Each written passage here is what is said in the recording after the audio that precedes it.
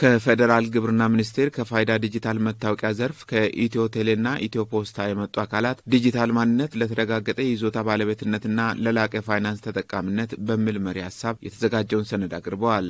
ዲጂታል ኢትዮጵያን ለመገንባት በሚደረገው ጥረት ውስጥ ፋይዳ ዲጂታል መታወቂያ መሰረታዊ መሰረተ ልማት መሆኑን የገለጹት ሰነድ አቅራቢዎቹ ዜጎች ኢኮኖሚ ከሚያመነጨው ሀብት ፍትሐዊ ተጠቃሚ እንዲሆኑ ሚናው የላቀ መሆኑን ተናግረዋል። የግንዛቤ ስራዎችን በስፋት በማከናወን እንደ ሀገርና ክልል የተቀመጠውን ግብ ማሳካት አኳያ በየደረጃው የሚገኙ አካላት ሊረባረቡ እንደሚገባ የክልሉ ምክትል ርዕሰ መስተዳድርና የግብርና ቢሮ ኃላፊ አቶ ማስረሻ በላቸው ተናግረዋል። ታርጌትድ ሆኖ የተቀመጠውን ግብ ለማሳካት ምንድነው ከኛ የሚጠበቀው ማድረግ ያለብን የሚለው ላይ አመራሩ ከወረዳ ጀምሮ እስከ ክልል ያለው ራሱን ኮሚትመንት መውሰድ እንዲችልና ወደ ስራ እንዲገባ ለማስቻል ነው።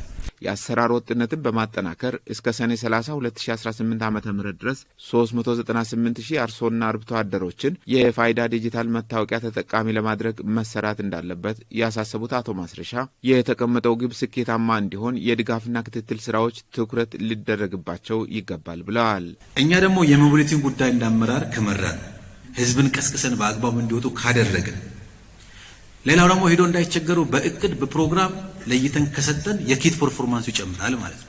ሰርቲፋይድ የሆኑ መሬቶቻችን በአግባቡ ለይተን እነማን ናቸው እነዚህ አርሶ አደሮች የሚለው ተለይቶ በገጠር በሚካሄድበት ጊዜ የሚመጣ ጥቅም ካለ ቀድሞ ማግኘት የሚችሉበትን እንደ ጊምቦ እንደ ጨና ከፋ አካባቢ ተወሰኑ ወረዳዎች እንደዚህ ልዩ ትኩረት አድርጎ በዚህ ማዕቀፍ ውስጥ አስገብተን መስራት የምንችልበት እድል ሰፊ ነው የሚሆነው። እንደ ሀገር የተቀመጡ ልማታዊ ግቦች በርካታ ቢሆኑም 100% ይሳካል ተብሎ የተያዘው የፋይዳ ዲጂታል መታወቂያ መሆኑን የገለጹት የክልሉ መንግስት ዋና ተጠሪ አቶ ፍቅሬ አማን በየደረጃው የሚገኙ አካላት ተቀናጅተው በመስራት የተቀመጠውን ግብ ማሳካት አለባቸው ብለዋል። የፋይዳ አፈጻጸም ሂደት ላይ ባለፉት ጊዜያቶች ባደረግነው ርብርብ ቀላል የማይባል ውጤት ተመዝግቧል።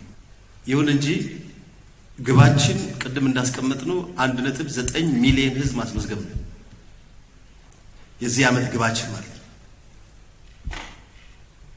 ከዚህ አንጻር ሲታይ አሁን ያለንበት አፈጻጸም 30 ቤቶች ውስጥ ነው ያለው 34% አካባቢ ነው። ቴሌ መፍታት ያለበት ጉዳይ መፍታት አለበት። ፋይዳን የሚያስተባብረው አካል መፍታት ያለበትን መፍታት አለበት። ፓርቲ ደግሞ መፍታት ያለበትን ነገር መፍታት መቻል አለበት።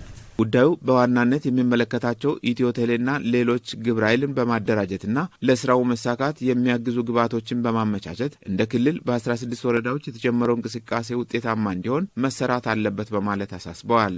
የፓርቲን መዋቅር የያዘ ቴሌን የያዘ ባንክን የያዘ ፖስታ ቤትን የያዘ አስፈላጊም ከሆነ ይሄን ስራ ኢኖቬሽን እና ኢንዱስትሪን የያዘ ታች ድረስ የተጠናከረ ግብረ ኃይል አደራጅቶ ስራውን በየጊዜው እየተገመገመ ፊድባክ እየተሰጠ ሊመራ የሚችልበትን ሁኔታ ታሳቢ ማድረግ ያስፈልጋል። ካሉን 41 ወረዳዎች 16 ወረዳ ብቻ ነው በዚህ ደረጃ የተካተተውና ይሄም መስፋት መቻል አለበት።